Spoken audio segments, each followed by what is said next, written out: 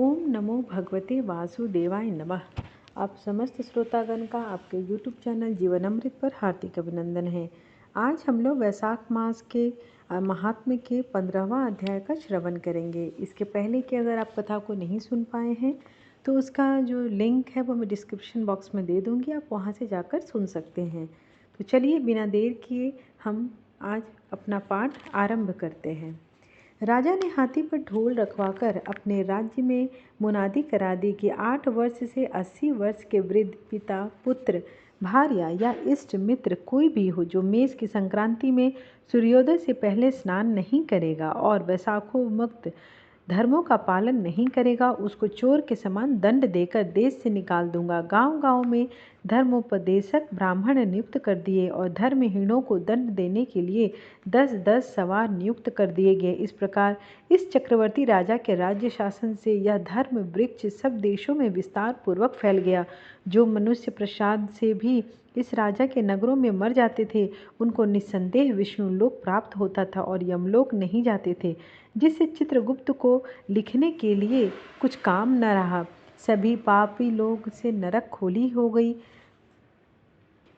खाली हो गया। तब नारद जी धर्मराज के पास जाकर बोले, हे राजन, नरक में पहले जैसे हाहाकार शब्द अब सुनाई नहीं देते।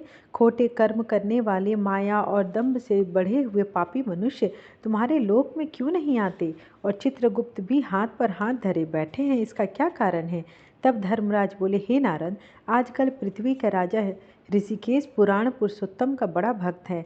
उसने अपने देश भर में मुनादी करा दी है कि सब छोटे बड़े बूढ़े मेष की संक्रांति में वैशाख मास के धर्म का पालन करें। उल्लंघन करने पर दंड के भागी होंगे, जिसके भय से वहाँ की प्रजा वैशाख के धर्मों का पालन करते हैं। इस कारण उनका मेरे लोक में आने का मार्ग बंद हो गया है और सब ब्रह्मा इत्यादि पापों से छूटकर सीधे विष्णु पद को प्राप्त होते जा रहे हैं। इसलिए मैं उस महाबली से युद्ध कर उसे मारूंगा। यदि वह मुझसे न मरेगा तो मैं ब्रह्मा के पास जाकर उनसे सब निवेदन करूंगा और स्वस्थ हो जाऊंगा। इस प्रकार नारद जी से सलाह का मृत्यु, रोग, जरा आदि सेवकों का 50 कोटि यमदूतों को लेकर स्वयं यमराज दंड उठा भैंसा पर चढ़ पृथ्वी पर आए और शीघ्र ही उस राजा को पुरी की ओर घेर कर महाशंखनाद करने लगे। जब राजा ने यह सुना कि यम ने यह पुरी घेरी है, तब अत्यंत क्रोध कर अपनी सब सेना सजा नगर से बाहर आया। दोनों में घोर युद्ध हुआ।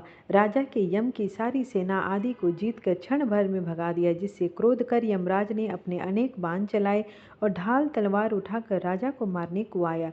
तब राजा ने 3 बाणों से यमराज के धनुष, ढाल, तलवार आदि सब काट कर गिरा दिए और एक तीक्ष्ण बाण यमराज के मस्तक पर मारा। तब यम ने क्रोध कर अपना दंड उठाया और उसको ब्रह्मास्त्र से अभिमंत्रित कर राजा के ऊपर छोड़ दिया। यह देख भगवान विष्णु ने अपने भक्त की रक्षा के लिए सुदर्शन चक्र छोड़ा, जो रण में आप ब्रह्मास्त्र का निवारण कर यम को मारने को उद्यत हुआ। तब राजा सुदर्शन चक्र को नमस्कार कर स्तुति करने लगा कि इस यम की रक्षा करिए। तब सुदर्शन चक्र राजा की स्तुति करने पर वैकुंठ को चला गया और यम बहुत उदास हो ब्रह्मा जी के पास गया, जहाँ लोकपाल और दिग्पाल बैठे उपासना कर रहे थे। उसने देखा चारों इतिहास पुराण शरीर धारण कर खड़े हैं, नदी सरोवर मूर्तिमान विराजमान हैं, पीपल आदि सभी वृक्ष खड़े हैं, वापी कुआं तालाब और पर्वत सब मूर्तिमान हैं। दिन रात पक्ष मास कला काष्ठा ऋतु अयन युग संकल्प विकल्प निमेष उन्मेष ऋक्ष योग करण पूर्णिमा अमावस्या सुख दुख भय लाभ अलाभ जय अजय सतोगुण रजोगुण तमोगुण शांत मूढ़ अति पौर प्राकृतिक विकार कफ वात पीत आदि सभी चराचर मूर्तिवान सेवा में खड़े हैं। उनके बीच में यमराज सेवकों सहित लज्जावान हो मुख मलिन कटे वृक्ष की भांति जा गिरा और त्राहि त्राहि पुकारने लगा, जिसको देख सभी आपस में अचरज से कहने लगे कि यम के यहाँ आने का क्या कारण है। जिस यम को काम से क्षण भर की फुर्सत नहीं मिलती, वह आज इस वस्त्र फटे हुए हैं। चित्रगुप्त भी इसके पीछे पीछे ही आया है। यमराज कहने लगा, हे कमलासन, मेरी प्रतिष्ठा भंग हो गई। मुझे खूब पीटा है, मेरे वस्त्रादि छीन लिए हैं। आपके होते हुए मेरी यह दुर्गति हुई है। यह सुन सभा में बड़ा भारी कोलाहल हुआ। तब पवन ने ब्रह्मा की सलाह से सबकी वाणी रोक दी और यम को वहां से उठाया और आसन पर बिठा पूछने लगा कि यह दुर्गति तुम्हारी किसने की है।